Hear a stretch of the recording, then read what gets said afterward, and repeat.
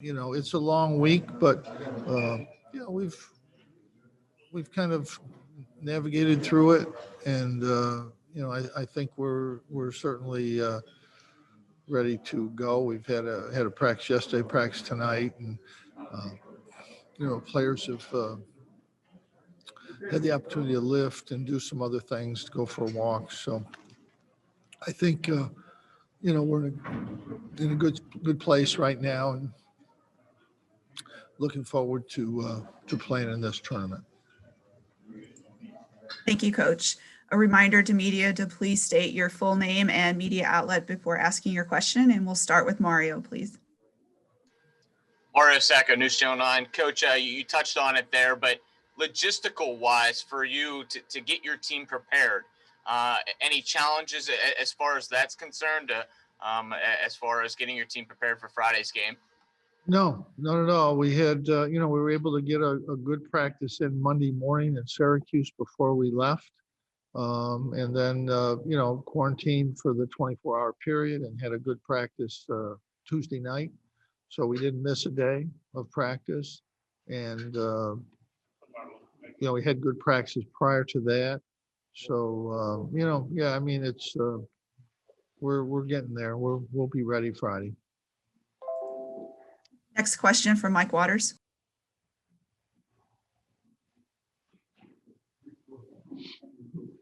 Mike Waters of syracuse.com. Jim, I was wondering if we could take you back to the fall of 2012 when you played the game against San Diego State on the aircraft carrier.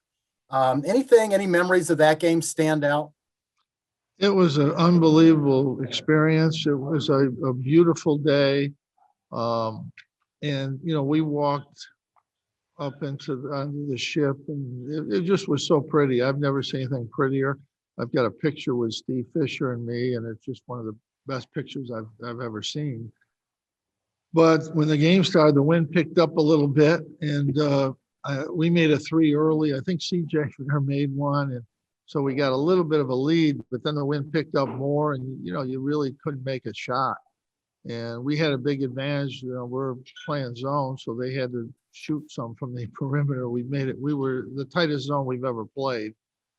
We had 5 guys back in the paint, and you couldn't make free throws or 3-point field goals. And we got a few drives to the basket, and that's how we won the game. You just couldn't shoot. It was probably an 8-10 mile an hour wind. I guess that's all it takes. You just could not.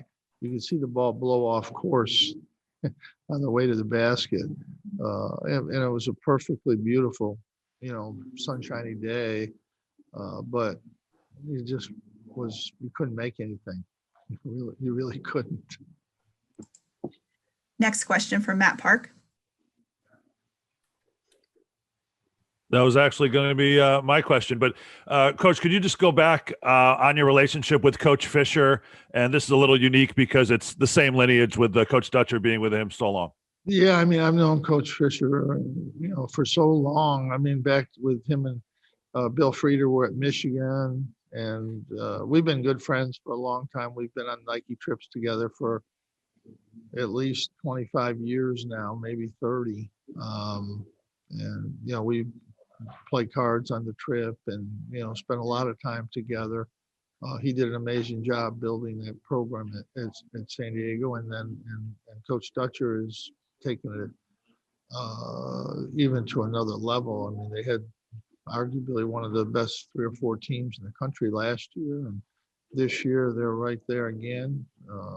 Really, really good basketball team. And they've established a great program. They have great players, and it's no accident that they're where they're at.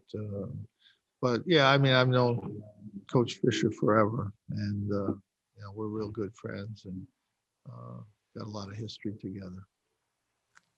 Next question from Stephen Bailey. Stephen Bailey with 24/7 Sports. Jim, I wanted to ask about 3-point defense going into the San Diego State game, something you guys did pretty well to close the year. What are you kind of emphasizing in practice as far as trying to take that away from them? And then how do lineups with Jesse in the middle either help you or hurt you in regard to defending the outside shot?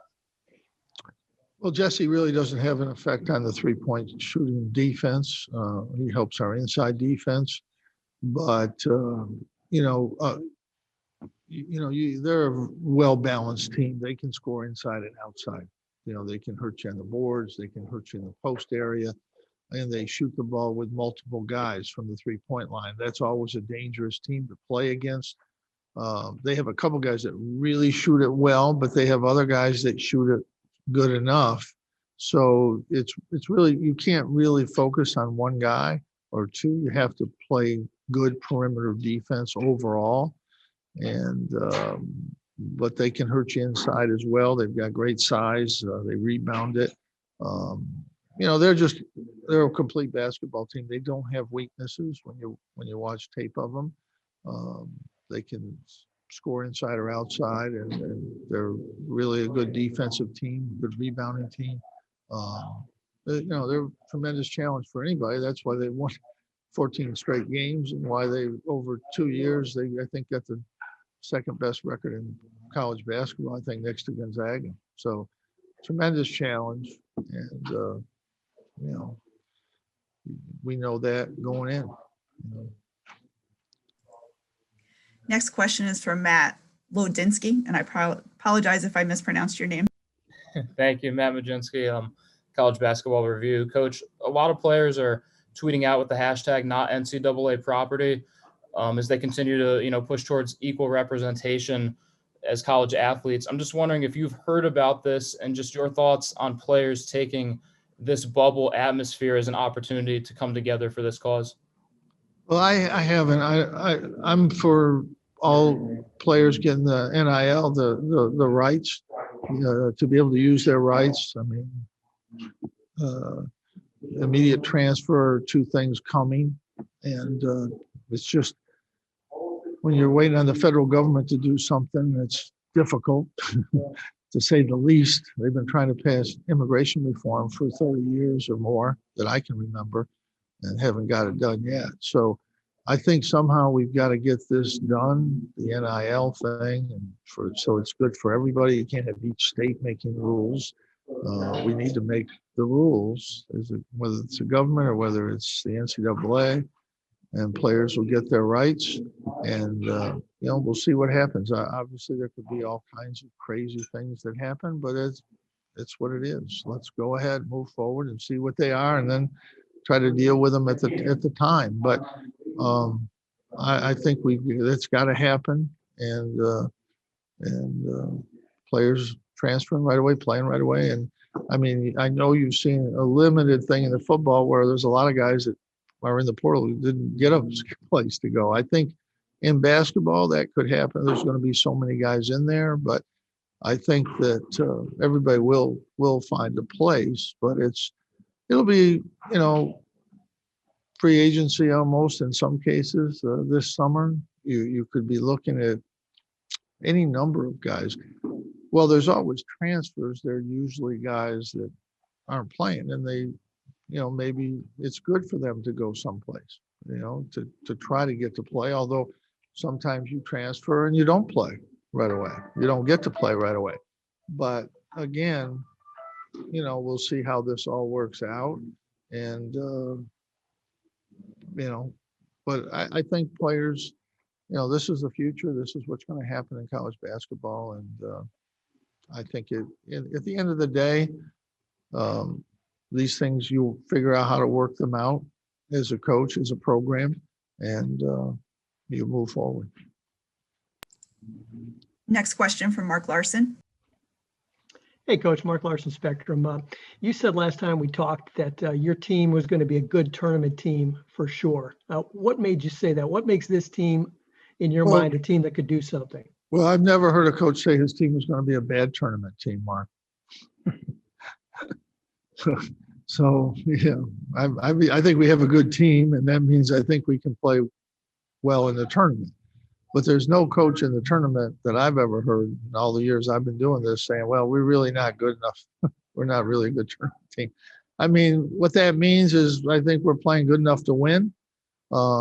It happens to be in a tournament, so you're facing new teams, and teams that maybe haven't seen a lot of zone, but even that doesn't really matter. I've seen teams that have not played against the zone at all, and their first 8 or 10 games they play against us and play great against our zone. So you just never know with that. But I think we're playing well. I think we've got a number of offensive weapons. We have different guys that can hurt you. We don't depend on one guy. San Diego State's like that as well. That's why they're a difficult team to play. And I think our defense has gotten better. It's still, I mean, we're certainly not going to fool anybody into thinking we're a great defensive team, but we've gotten better. And, I think that's what it takes to win in a tournament. So I guess to answer your question, I think we're ready to play in this tournament, and we're capable of playing well. Our next question is from Nico. Hi, Coach. Nico from CBS 5, NBC3. And I know you've said it a couple of times now, just how proud you are of the team and the way they rallied down the stretch. The turnaround that you saw there, I mean, I'm not trying to compare it to any year, but just how special was that, remarkable that, they won those games down the stretch you all did and were able to play at this level after struggling a bit, after some of the pauses and illnesses and things like that. Yeah, I mean, we were in a place where we had to play. I mean, obviously we had to win a couple games. I mean, if we'd have been able to play the Florida State game and the Louisville game, we might have had 2 big wins under our belt, and we might have been in a better position, but we didn't get to play those games. And the other side of that coin is you might not have won those games. So, we were in a position coming in North Carolina, which, first of all, they were a good team. But second of all, we've had no success against North Carolina, home or away. They've been too big for us, and they've just outplayed us pretty much. And other than a couple games that were pretty close, I think one at home, a couple down in North Carolina, even this year at North Carolina, we had no success against them. And to win that game was a huge win in my mind. That was a really, really tough game to win.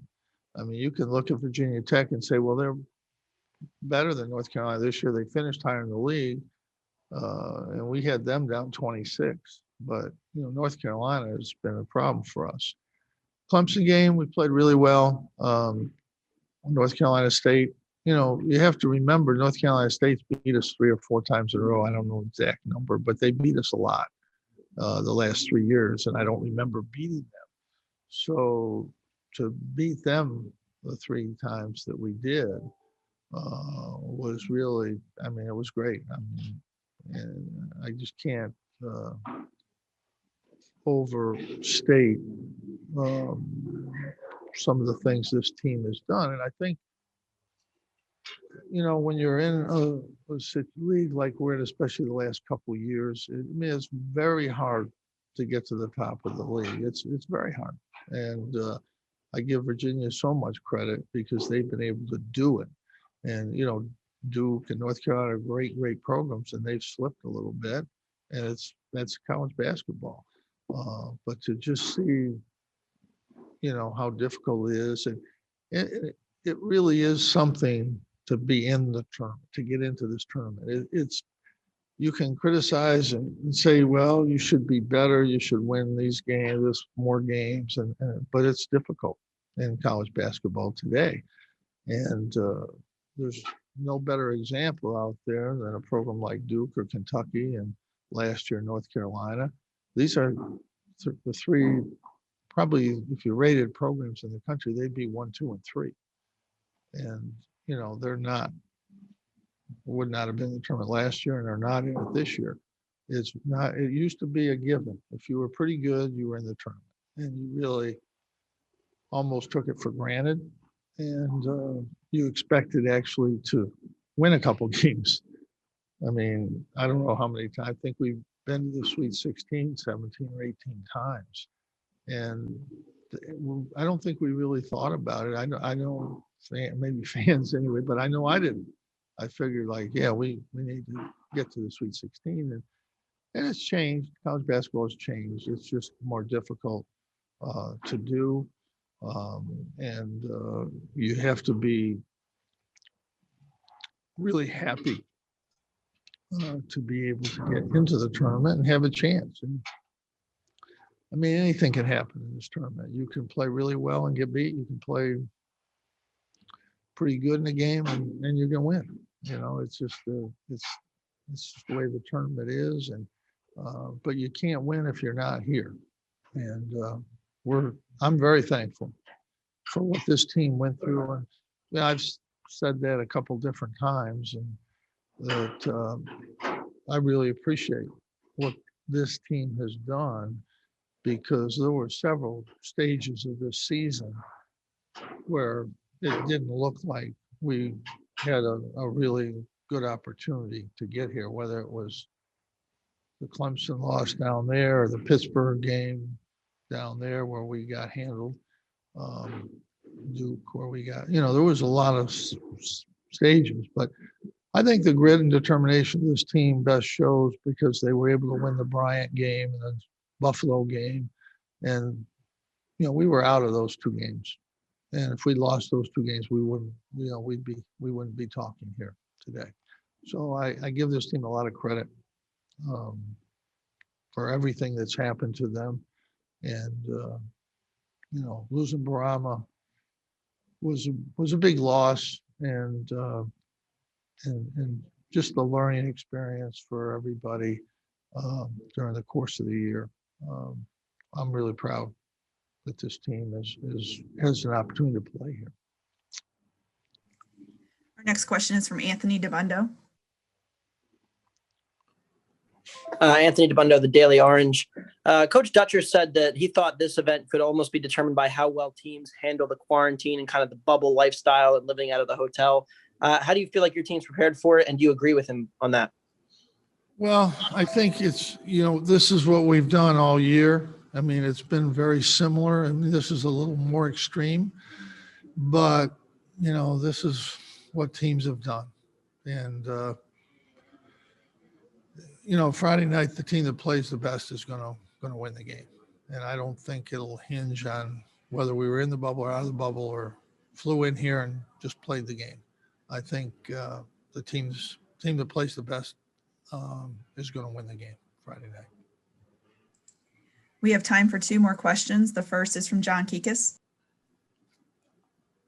Hey, Jim. John Kikis, Associated Press. Considering the venue, how meaningful is it to be playing there? Well, I think in Hinkle, Yes.